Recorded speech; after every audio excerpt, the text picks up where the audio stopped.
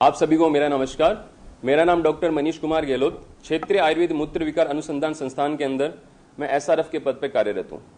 अभी जो महामारी फैली हुई है कोविड-19, इसको लेके भारत सरकार आयुष मिनिस्ट्री ने गाइडलाइन जारी की है कि हम आयुर्वेद और योग के द्वारा मतलब किस प्रकार इस बीमारी से बच सकते हैं, क्योंकि ये बीमारी ऐसी बीमारी है जिसका अब तक कोई ना वैक्सीन बना है ना कोई दवाई बनी है। तो ये हर किसी को ये समझ में आ रहा है कि इस बीमारी से बचने का एक ही उपाय है कि हम कैसे न कैसे करके हमारे शरीर की रोग प्रतिरोधक क्षमता बढ़ाएं। अब रोग प्रतिरोधक क्षमता का जब बात आती है, जब सवाल आता है तो हम कैसे बढ़ा सकते हैं, तो जब बात आती है योग की, आयुर्वेद की, कि हम इन सब चीजों को अगर अपनाते हैं अपने अपने दिनचर्या के अंदर, क्योंकि ये चीजें कोई हमें ज्यादा समय नहीं लगता। अब हमारे दिनचर्या के अंदर हम 15 से 20 मिनट अगर योगा करते हैं तो इस बीमारी से हम बहुत ही सरल तरीके से बचा जा सकता है। क्योंकि ये योग और आयुर्वेद, योग की बात करेंगे तो योग क्या है कि ये हमारे शरीर के अंदर अभी एक तरह का रामबाण, ब्रह्मास्त्र के रूप में इस बीमारी को लिया जा सकता है कि कैसे हम अगर योग करेंगे तो हमारे शरीर की जो डेली रूटीन, जो दैनिक क्रियाकलाप होते हैं वो आराम से होंगे। उसके साथ साथ ये हमारे शरीर की रोग प्रतिरोधक क्षमता को बढ़ाएगा और स्ट्रेंथ प्रदान करेगा। इसके साथ साथ हमारे शरीर की जो सबसे बड़ी बात होती है कि WBC, अब क्या योग करने से क्या होगा, हम जब प्राणायाम करते हैं, कपालभाति करते हैं, ठीक है, और योग करते हैं, इसमें क्या होता है हमारे शरीर की WBC जो होती है वो इंक्रीज होती है। WBC जब इंक्रीज होगी तो हमारे शरीर की रोग प्रतिरोधक क्षमता अपने आप बढ़ेगी।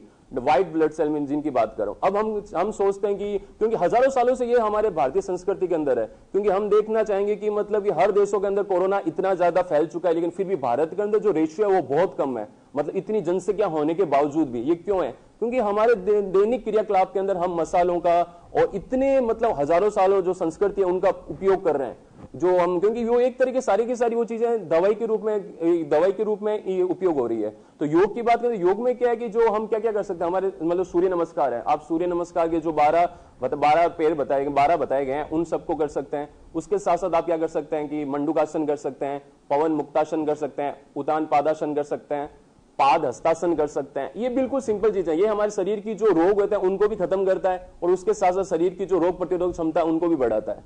जैसे मंडूकासन, ये हमारे डायबिटीज होता है, डायबिटीज को खत्म करता है, डायबिटीज का, क्योंकि और उसके साथ साथ हमारे शरीर की जो इंसुलिन है, जिसकी वजह इंसुलिन को सिक्रिएट करने में मदद करता है। पवन मुक्तासन है, कब्ज को हमारी कम करता है, कब्ज को कम करने के साथ साथ हमारी जो पाचन शक्ति को बढ़ाता है। उसके बाद लेंगे पाद हस्तासन। पाद हस्तासन क्या करता है, हमारे जो शरीर के यकृत और गुर्दे की जो बीमारी होता है उनको होने से बचाता है। और हम बात करेंगे अब प्राणायाम की। अब प्राणायाम के अंदर हम क्या कर सकते हैं, जो प्राणायाम हम बताएंगे तो हम कर सकते हैं कपालभाति।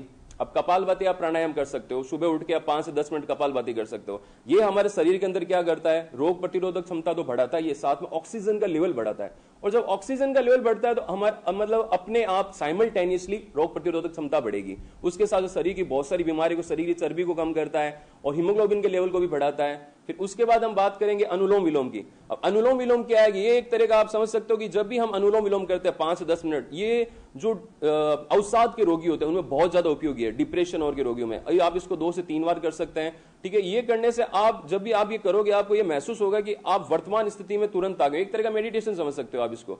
तो ये आप इसके अंदर आप कंटिन्यू कर सकते हैं, अपने बच्चों को भी करा सकते हैं और दैनिक जीवन में ला सकते हैं। इससे क्या जो भूतपूर्व भविष्य के अंदर आप किसी प्रकार की कोई ये अवसाद की बीमारी और हाइपरटेंशन, डायबिटीज, ये बीमारियां नहीं होगी, क्योंकि ये सब आज इस सबसे मेन जड़ यही है। उसके बाद हम करेंगे भ्रामरी आप कर सकते हो। भ्रामरी के अंदर क्या कर सकते हो, भ्रामरी में हमारी त्रिदोष नाशक है। भ्रामरी कहते हैं त्रिदोष, वात पित्त कफ तीनों का नाश करता है। भ्रामरी भी आप दिन में ये सुबह कर सकते हो, शाम को कर सकते हो। और उसके बाद बात करेंगे भ्रस्तिका, ये पित्त और कफ का समन करता है। भ्रस्तिका आप इसको मतलब श्वास को नियमित मतलब आराम से स्टार्ट करके धीरे धीरे गति के साथ साथ तेज गति के साथ भी स्टार्ट कर सकते हैं। ये भी हमारे शरीर के लिए बहुत फायदेमंद है। ये हमारे पेट की चर्बी कम करने में और पाचन शक्ति को बढ़ाने में और व्याधित्व क्षमता को तो बढ़ाएगी, मतलब जो हमारी रोग प्रतिरोधक क्षमता है उसको भी बढ़ाएगी।